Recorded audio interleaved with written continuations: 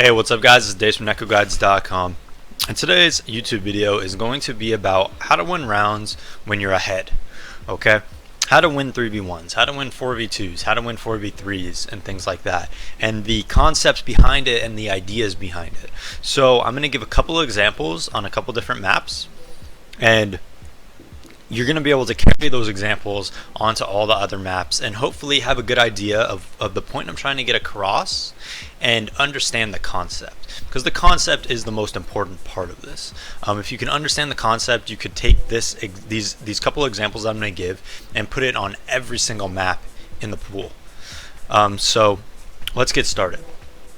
Alright guys, so the first thing we're going to talk about is 2v1 scenarios, and all the scenarios I'm going to talk about are on CT side.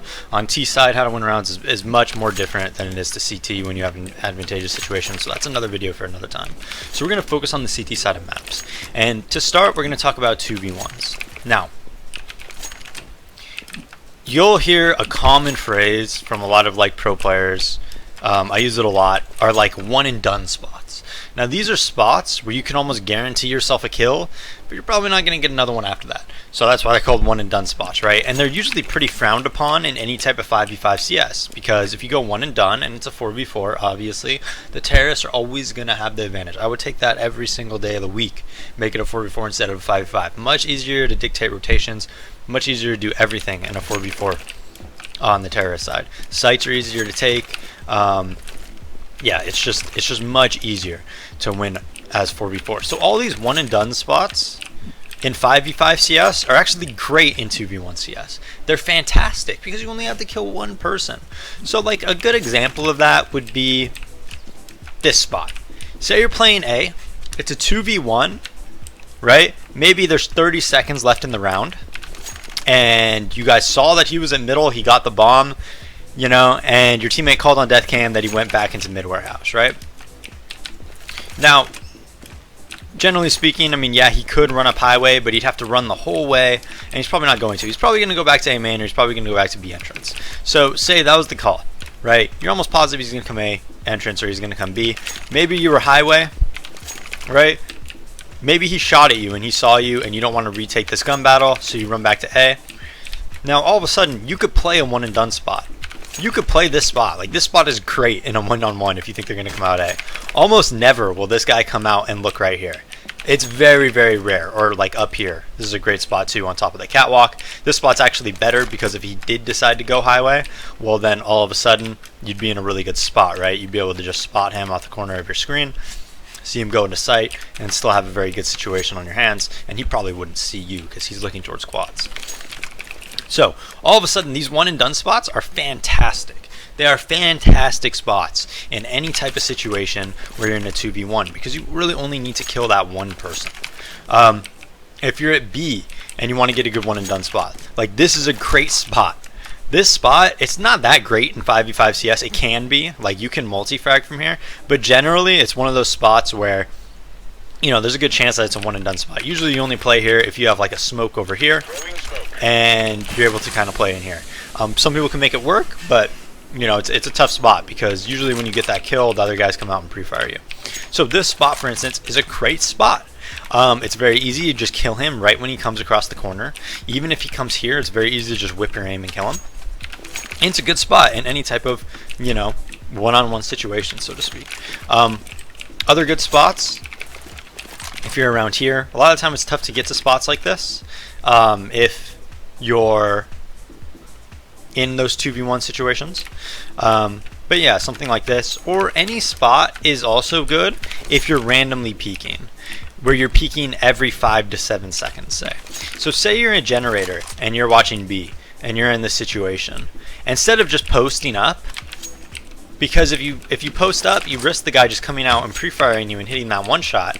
Instead of posting up, always be the peeker and peek every 5 to 7 seconds. Because if you're going to be playing like this, ideally what you want to happen is he comes across the corner, he sees you're not there, then he comes to here, and then all of a sudden you peek up and you get seriously a free frag. It's extremely difficult for him to whip and kill you before you pop up and shoot him in the head.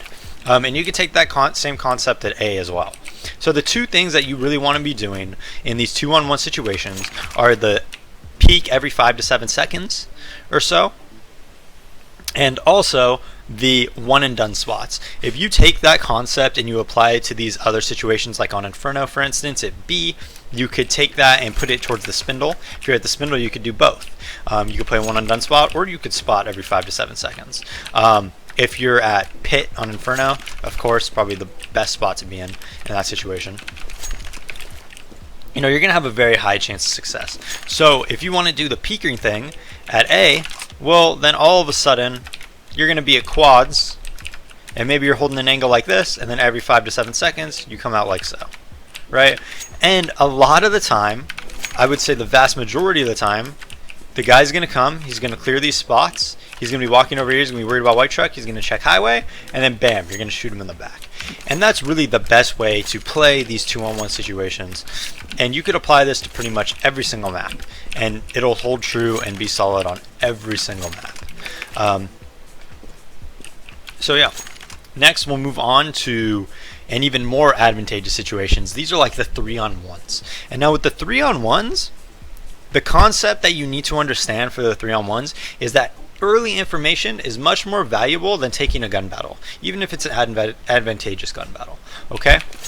So instead, all of a sudden, of playing in one and done spots, if you're on cash, and playing in spots where you're peeking every 5 to 7 seconds, because that could have a mistake. You could fuck up. You could peek while he's posted on you, and you could lose the round, because then he has a 2v1, right? So we get bombed down, maybe the guy comes highway, he kills that guy, he's in a 1-on-1.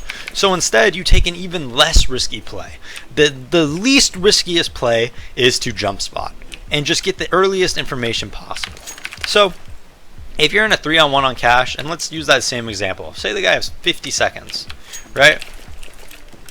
Generally what's going to happen is he's going to choose a spot, he's going to try to get in a gun battle, and try to win that gun battle every single time. That's what you want to do. If you're in a 3v1, if you're in a 2v1, if you're in a 4v1, you want to try to get gun battles as a T, where you could take one-on-one gun battles. So as a CT, your job is to not give him those. So if he has the bomb and he can go anywhere, right? He has a team mid, he can go out middle, he can go B, or he can go A.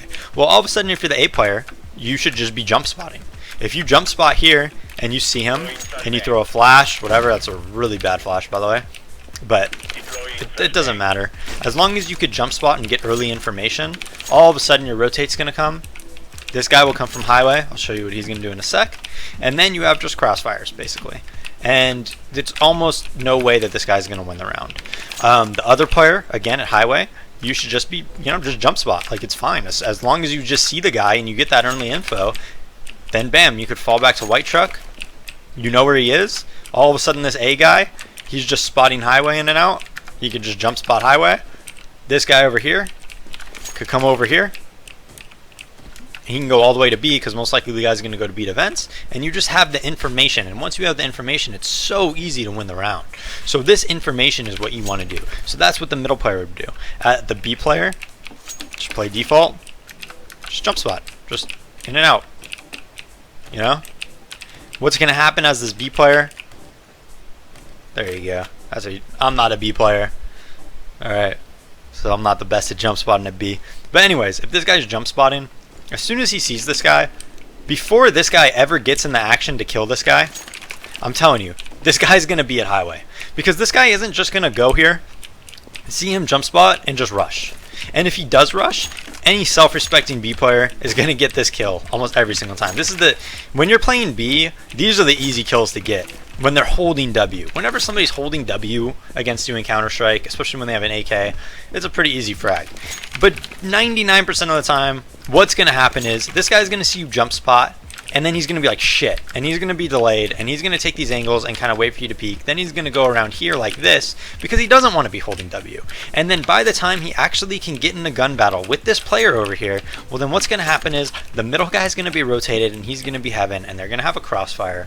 And then the other guy that is at A is already going to be towards Z, and he's going to be either flanking or meeting up, and it's just almost an impossible situation to win for the T. And that's how you want to play those rounds. And if you guys can get that concept in your mind, that the informational advantage is better than taking a gun battle, then you're going to have a very, very high success rate at winning these rounds. It's going to take you time. You're not going to fully understand it as you're doing it, but once you start doing it and you get the hang of it, you're going to see that it's very, very, very easy to win these rounds, and you'll almost have 100% success rate. It's very rare that you're going to lose this round if you spot him A early, if you spot him middle, or you spot him B early, because the rotate is just going to book it over there, and by the time that guy gets in a gun battle, almost every single time you're going to have backup and you're going to have a crossfire. Okay, so before we talk about 4v2 scenarios and 4v3 scenarios and how you want to play those and the ideas behind that, I'm going to give a couple more examples of how to play in 3v1s and 2v1s on Inferno. So for a 3v1, generally how you're going to want to set up is you want to take those same ideas. If you're at B, a great spot to play is Spindle. If you're at Spindle, you can get a very early spot, like so, and then your teammates could come, you could fall back here and take a pop shot, and then run back all the way into construction, and then simply kill him as he's planting the bomb, or right after he plants the bomb, because that's when the rotate's going to be here. Again, this player is going to see you. He's not going to want to immediately run up almost every single time. He's going to come like this and try to get in a gun battle with you, and then he's probably going to fake plant to see if you rush him. So by the time he actually does get the bomb down, it's going to take a long time, and you're almost guaranteeing yourself a round win if you play like this. So that's generally a good idea of how to play B. Another good idea of how to play B is from the try box.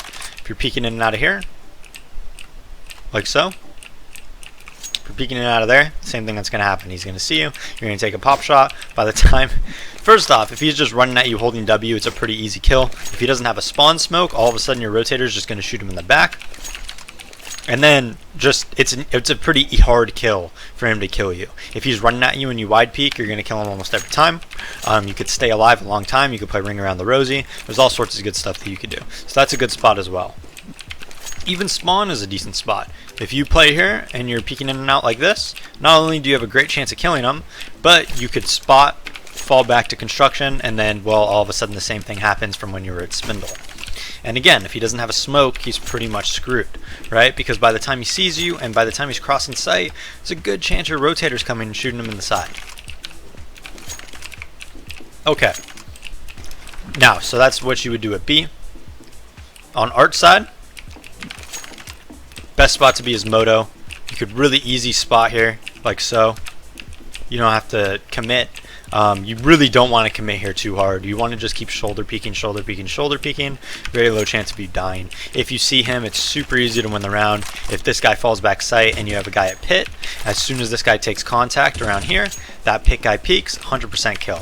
If you see him and he still has time to go B, well, it's pretty damn easy for this B guy to make this work. He could spot him at try box, and once he spots him, like, you're in the worst position ever as a T in this situation. If you're trying to come up spawn, this guy gets an early spot, you have to worry about your flank, you have to worry about this guy peeking you at any moment. You pretty much have to hold W here.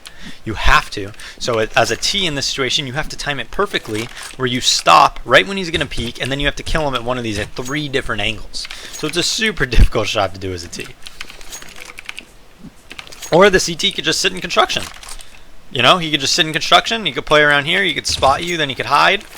Play any of these angles, they're super advantageous. He could just hide in construction and wait until you plant. You basically have to plant on the grill. You can't really plant anywhere else because then the spawn guys are going to kill you. If you play here, the guy could just peek you from construction and kill you, which you're going to be at. So again, it's a very advantageous situation. Now at A, if you're the A anchor, best thing for you to do, again, this comes back to the jump spot. If you're coming here, you could slide peek, you could jump peek like this, you can go like this, blah blah blah. Super difficult shots as a T. If you're just jump spotting, you see an early view of porch and halls, you're going to see him immediately. If you see him in halls, you just come to here like this. As soon as he peeks, you have a crossfire because that moto guy is going to come like so. Bam, crossfire. He peeks, he has to peek all the way out there to kill you. When you're right here, both of you shoot him at the same time. GG. Super easy. If you see him coming porch, all that's going to happen is your sight guy or your moto guy is going to come to sight. He's going to take an angle like this, anywhere like this. He's going to say, I got contact, you peek off me. As soon as that guy shoots, you can come, you can peek this side, you can peek this side, doesn't matter. Pretty easy way to win the round. as long as this guy is in a position to shoot at this guy so that the pit guy could shoot him at the same time. He actually might not want to take this angle because then that guy could hide behind the blue car. So it might be, you know, a different angle. Maybe he comes in sight like this. Like this would work fine. And yeah, super easy way to win the round. And it's, again, if you get that early informational spot in all of those examples, it's going to be a very easy way to win the round. And once again, you could take these concepts and apply them to every single map, as long as you just, you know, think about it a little bit and go through a bit of trial and error. Now, let's talk about 2v1s. So 2v1s, you're generally going to have one person playing A, one person playing B. This A guy should almost always be in the pit. Once again, if this guy's in the pit, you can get an early spot on porch. You can kill this guy coming out halls. If he's coming out halls, you're almost going to win this battle every time. You get a very early spot on porch, and you could also spot moto.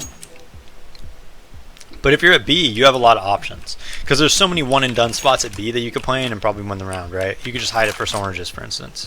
If you hide at first oranges, you're going to win this round, kill this guy the vast majority of the time. You could play spindle, you know?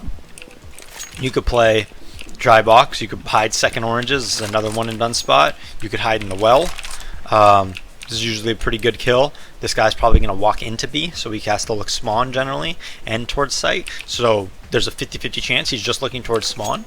Yeah, he could throw a smoke and then he might be looking at you, but you still have the advantage. You could be emo and just shoot him while he's coming into the site. Another advantageous situation and a good one and done spot. Tons of them. The only spots you don't want to be in generally are the spots where he might be able to flank you at spawn and shoot you in the back, and where you're put in a shit spot like that.